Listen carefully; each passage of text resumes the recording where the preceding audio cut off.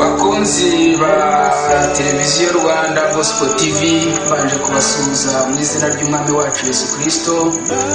Shimira Imana yuko iduhaye umwanya kugira ngo tuganire ijambo ryayo. Rero mbere yuko tuganira ijambo ry'Uwiteka Umwami Imana, reka tubanze tujye muri Bibiliya. Uyu munsi turifashisha igitabo cy'umuhanuzi Habakuki ibice byawo bibiri. Umurongo mbere aravuga ngo nzahagarara hejuru y'umunara aho ndindira, kandi nzarangaguza ndeba aho ari numve icyo ambwira, nuko nzasubiza kubw'icyo namuganyiye. Amen. Nanone tugiye gukomeza ijambo ry'Uwiteka Umwami Imana, tujye nanone mu gitabo cy'umuhanuzi Nahumu. Ni igitabo kibanziriza icyo ngicyo.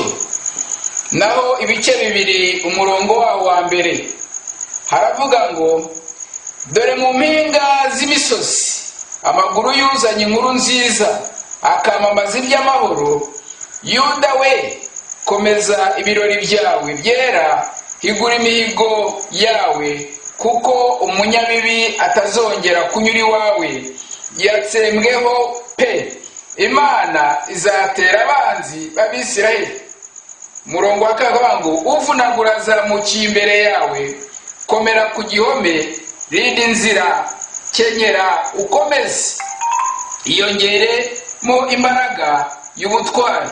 Uwiteka agaruye icyubahiro cya Yakobo nk'icyubahiro cya Isirayeli, kuko abanyazi babasahuye bagakokora amashami y'inzabibu zabo. Amen. Reka dusenge Imana. Imana ya Aburahamu na Isaka na Yakobo, Imana yo kwiringirwa, Imana ibasha gukora ibiruta ibyo twebwe dusaba. Nje imbere yawe Mwami Imana, nkwereka abanyarwanda n'abanyarwandakazi ndetse n'abari ku isi yose Mwami bakurikiye ijambo ryawe. Reka ubaho umugisha, ubagire neza muri byose. Reka ubakomeze kandi ubashoboze muri byose. Reka Uwiteka Nyiringabo Imana kakanya ijambo ryawe ribabera imbaraga, ijambo ryawe ribabera ubushobozi, ijambo ryawe ribabera ubutware, ijambo ryawe Mwami rize rihindura ubuzima bwabo.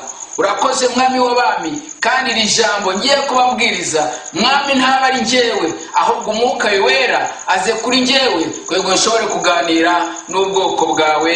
Amen. Nshuti zanjye rero, nk'uko nari ntangiye mbivuga, tugiye gukomezanya mu ijambo ry'Uwiteka Umwami Imana kuri icyo gitabo cy'umuhanuzi Habakuki. Ariho bavuga ngo nzahagarara hejuru y'umunara wanjye ntegereze icyo Uwiteka ambwira.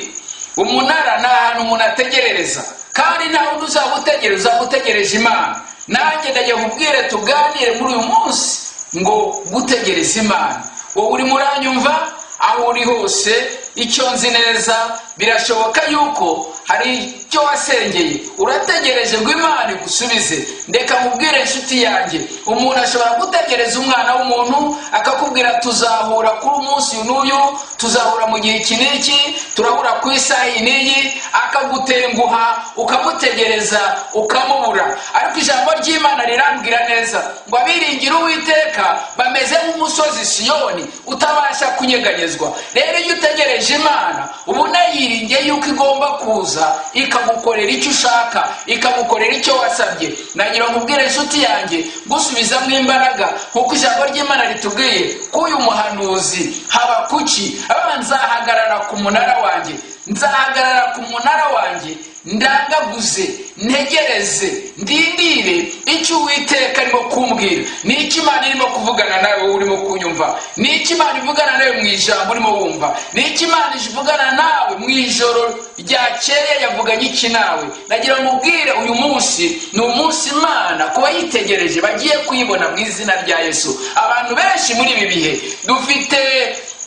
turi mu gihe cy'icyorezo cya COVID-19, ariko yo mubwire ngo imiti dutegereje ko abaganga Imana ishobora kubaha ubwenge ikabaha ubushobozi bagashobora dukorera cyangwa se kuduha uwo muti, ariko Imana atari ibikoze. Nagiye mubwire ngo ibyo bakora byose atari Imana, niba wizera Imana nagiye mubwire ngo ntacyo wageraho. Ariko ijambo ry'Imana rirambwira neza ngo kuko Imana yakunze abari mu isi cyane, byatumye itanga umwana wayo w'ikinege kugira ngo abamwizera batazarima ngo bahabwe ubugingo buhoraho. Nagiye mubwire ngo muri uwo mwana niyo dutegereza Uwiteka umwami Imana agakora imirimo n'ibitangaza. Habakuki nk'uko ngo tega, nagiye mubwire ngo tega ugutwi wumve icyo Umwuka avugana nawe, wumve icyo Imana irimo kuvugana nawe, wumve icyo Imana ije gukora ku buzima bwawe. Kandi Imana iraje kandi ntabwo izatinda mu izina rya Yesu. Naho nawe aravuga ngo uvunagura, ku murongo wa 2, uvunagura uwo nguwo ninde? Haleluya.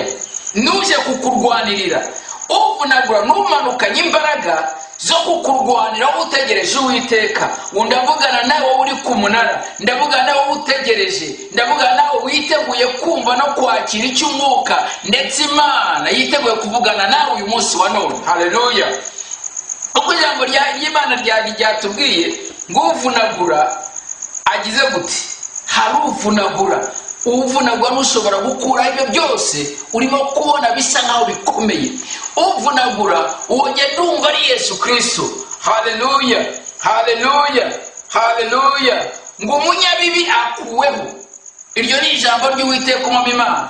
Umunyabibi akuwe imbere yawe, akuwe mu buzima bwawe, akuwe mu kazi kawe, akuwe mu rugo rwawe. Ndavugana nawe neza amatwi. Birashoboka yuko umunyabibi yarageze mu rugo rwawe, umunyabibi yarageze mu muryango wawe, ariko uyu munsi wa none ngufitiye inkuru nziza nkubwira ngo umunyabibi akuweho, kubera yuko uvunagura amanutse mu mpinga y'umusozi, aje kugutabara, aje kukurengera aho ngaho utegereje Uwiteka umwami Imana. Birashoboka yuko abantu bakabona nta byiringiro ufite, ariko reka mubwire ngo abamwiringira bameze nk'umusozi Siyoni utabasha kunyeganyezwa. Wowe unteze amatwi uyu munsi, nagiye mubwire ngo Uwiteka umwami Imana ari kumwe nawe. Uwiteka umwami Imana yiteguye kukugirira neza. Uwiteka umwami Imana yiteguye kugutabara. Uwiteka umwami Imana yumvishe gusenga kwawe kandi yiteguye kukugira neza mu izina rya Yesu.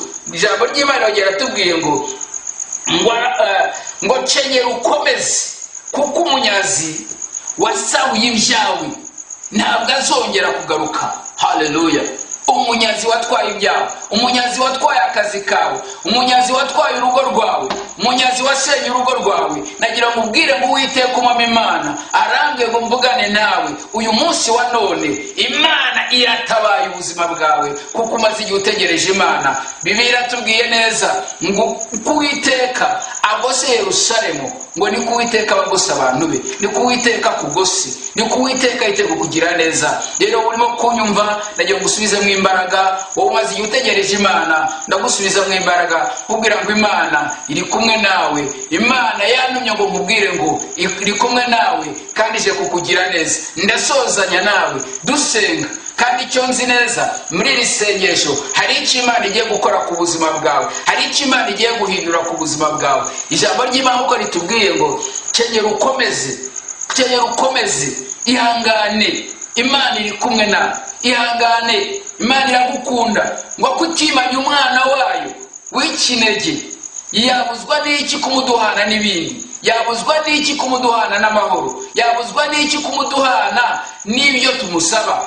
Reka mubwire ndavugana nawe, umaze igihe kirekire, ntabwo nzi uko kingana, ariko urabibona ko ari kirekire. Nshuti yanyu urimo kunyumva, nubwo byaba ari imyaka 5, nubwo yaba ari imyaka 7, nubwo yaba ari imyaka 12, ndavugana nawe. Uwiteka umwami Imana yiteguye kuza agahindura amateka yawe. Birashoboka ko urimo kunyumva iyo myaka yose uyimaze utegereje umwana, waramubuze, ariko dufite Imana itanga byose. Dufite Imana itanga urubyaro, dufite Imana ihindura ubuzima bwacu. Nanjye umunsi ndagusubiza mu imbaraga mu izina rya Yesu. Ndimo gusenga, ndasengana nawe kugira ngo umwaka utanga iki gihe Imana ibe guhaye umwana. Ndavugana nawe utegereje akazi, umaze igihe kinini uri umushomeri, ariko imvugo hanze y'abango akazi karabuze. Nagiye mubwire ngo akazi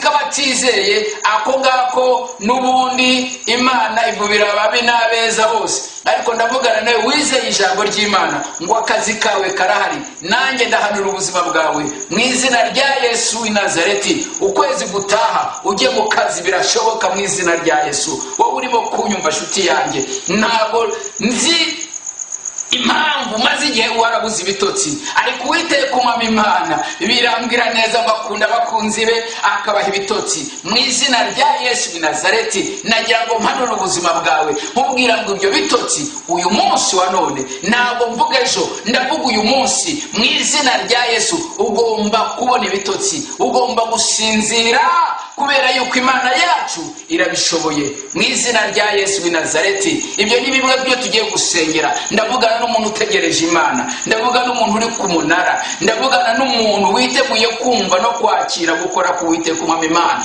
Ndashaka gusengana nawe kandi nizera ko Imana yo mu ijuru hari ikigomba gukora ku buzima bwawe mu izina rya Yesu w'i Nazareti. Nk'uko ijambo ry'Uwiteka ryatubwiye muri Habakuki havuga ngo nzahagarara ku munara wanjye ndindire ntegereze icyo Uwiteka ambwira. Hari icyo Uwiteka agiye kuvugana nawe. Kandi muri Nahomu nawe haratubwiye ngo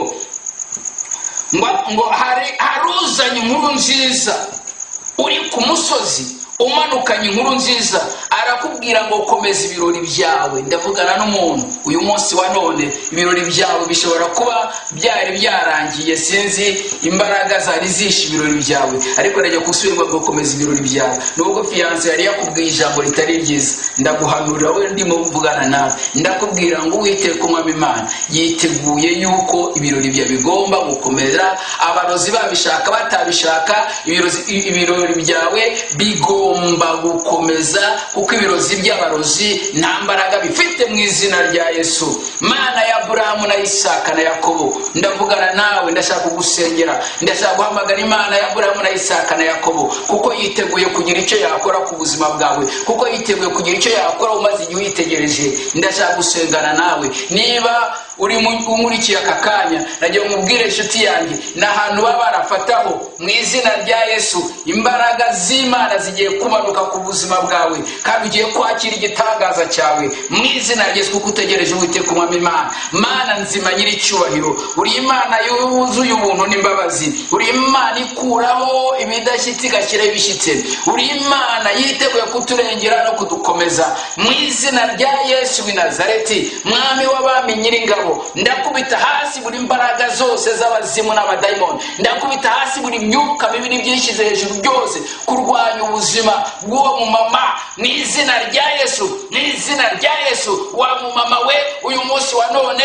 ndavuga ngo Uwiteka umwami Imana aje guhindura ubuzima bwawe, aje guhindura amateka yawe. Amarira yawe yari menshi cyane, ariko Uwiteka umwami Imana aje guhindura amarira yawe, aje kuyahindura ibitwenge mu izina rya Yesu. Ndavunagura imbaraga zose z'ikuzimu zari zicaye ku buzima bwawe. Uyu munsi wa none urabohoka mu izina rya Yesu. Mwami w'abami nyiringabo, ndasengera uwari ufite ubukwe. Uwiteka mwami Imana, ni wowe Mana yo kwiringirwa, abakwiringiye ntabwo bajya bakorwa n'isoni mu izina rya Yesu Kristo. Ubwo bukwe burongera kubaho, igihe kirageze kandi kirasohoye yuko Uwiteka umwami Imana yitamuruye, ubukwe bwe bukongera bukabaho ku gihe cyategetswe n'Uwiteka umwami Imana. Ubukwe bwe bugiye kubaho mu izina rya Yesu. Uwiteka nyiringabo mwami wanjye, ndasenga Data wera wari ucitse intege, mvuga ngo Uwiteka umwami Imana yongeye kugarura imbaraga ku buzima bwawe, yongeye kuguhembura, yongeye kukuzura no kugutabara, yongeye kurengera ubuzima bwawe. Uyu munsi wa none ntabwo uzongera kubabara ukundi mu izina rya Yesu w'i Nazareti. Mwami w'abami nyiringabo, ndasengera amago y'abantu mwami wanjye, urwo rwego rugiye gusenyuka rurimo intonga. Wowe unteze amatwi, we wakurikiranye nanjye inyigisho, ndagira ngo ubwire ngo muri aka kanya itegura Uwiteka umwami Imana araje gutabara, araje kukurengera, araje kukwitaho, araje guhindura ibyari byaranze guhinduka mu izina rya Yesu. Abarozi bagiye gukorwa n'isoni mu izina rya Yesu. Abari bazi ngo uri ingumba ntabwo uzigera ubyara mu izina rya Yesu w'i Nazareti, umwaka utaha nk'iki gihe urabukikiye umwana w'umuhungu mu izina rya Yesu. Abari bazi ngo warize ariko wabuze akazi, mu izina rya Yesu w'i Nazareti turavuga ngo guhera uyu munsi wa none igihe kirageze kandi kirasohoye yuko ugiye kujya mu kazi kawe, yuko ugiye mu kazi kawe, kuko kare gahari nubwo utari warakabonye ariko karahari, kandi igihe kirageze kugira ngo akazi kawe ukinjiremo mu izina rya Yesu. Wowe urimo kunyumva sinzi aho urwaye, iyo ndwara yawe ntabwo ariyo kukwica, mu izina rya Yesu w'i Nazareti ndategeka indwara yari iri mu buzima bwawe ikurwemo aka kanya, ikurwemo aka kanya, ikurwemo aka kanya. Bamuzima mu izina rya Yesu. Twara imbaraga zikiza. Ndagira nongere mvugane nawe kuko urugo rwawe rwasaga nkaho rwasenyutse. Wari watangiye gusaba za divorce, wari watangiye gutega kuri za divorce, ariko muri aka kanya mu izina rya Yesu mwuka wa divorce ndawukansorinze. Ndavuze ngo urukundo reka rwongere rugaruke mu rugo rwawe, urukundo reka rwongere rugaruke mu rugo rwawe mu izina rya Yesu. Ndasengana nawe kubera ubukwe bwawe, ndasengana nawe kubera amasengesho yawe usengera ubukwe bwawe mu izina rya Yesu w'i Nazareti. Igihe niki umwaka utanga iki gihe nawe ndategetse mu izina rya Yesu, niba wizeranye nanjye kugiye gukora ubukwe kandi bidatinze mu izina rya Yesu, mu izina rya Yesu. Uyu munsi wa none Mana ashyize imbere igihugu cyanjye, ndakizamuye amaboko yawe Mwana. Reka bari wowe uhagararana n'itorero ryawe, hagararana n'igihugu cyacu, hagararana na buri wese Uwiteka Nyiringabo Imana witeguye kumugira neza mu izina rya Yesu. Ubukungu bw'igihugu cyacu bwongeye gutera imbere mu izina rya Yesu Kristo. Mana ndasenga rw'itorero ryawe Mwami yongere rihaguruke, yongere ibe mu bubyutse mu izina rya Yesu, kuko ijambo ryawe rirambwira neza ngo uzubaka itorero n'amarembo y'ikuzimu ntazigera rinyeganyeza. Mwami w'abami ndagushimira yuko itorero Mwami ryongeye guhaguruka, ryongeye kuvuga ubutumwa, ryongeye gukiranuka, ryongeye kwera imbuto, kuko nicyo Uwiteka Umwami Imana waravuze ngo nimugende mwere imbuto kandi nyinshi mu izina rya Yesu. Itorero Mwami ndarisengeye kugira ngo ryere imbuto kandi imbuto nyinshi mu izina rya Yesu. Mwami w'abami Nyiringabo, reka ukuboko kwawe kwiza Mwami, reka kube kuri buri wese uneze amatwi muri aka kanya, kandi ubwiza bwawe bukomeze bukora imirimo n'ibitangaza ku banteze amatwi muri aka kanya mu izina rya Yesu w'i Nazareti. Amen. Niba twari turi kumwe ndagiye mubwire ngo nawe baruneza amatwi nabivuga ngo amina. Nzi neza yuko ari Imana ikoze ku buzima bwawe. Rero wowe waruneza amatwi ndagiye mubwire ngo genda kuri telefone yawe cyangwa kuri mashine yawe ukande ahantu hari akabara k'umutuku ahanditse subscribe, uhakande kugira ngo bigufashe ugishobora kubona inyigisho zacu za buri gihe uko tukizishyiraho. Uko inyigisho zacu ziba ziri ku cyumweru no kuwa gatatu no kuwa gatanu, tuba dufiteho inyigisho kandi abantu benshi bahawe umugisha. Nanone mfite itangazo, tugira amasengesho asoza ukwezi. Rero amasengesho y'uku kwezi araza gutangirana n'itariki 29 y'iminsi 3. Nawe niba wumva ushaka ko dusengana nawe, nagira ngo utangire unyoherereze ibyifuzo byawe kugira ngo nanjye bishyire imbere Uwiteka Umwami Imana, tuzasengana amasengesho, ntabwo ubuzima bwawe uzaguma uko bwari buri. Ndabakunda cyane. Kandi nanone niba ukeneye telefone yanjye ushobora kwibona aho ngaho kuri ekara yawe, cyangwa se ukayisoma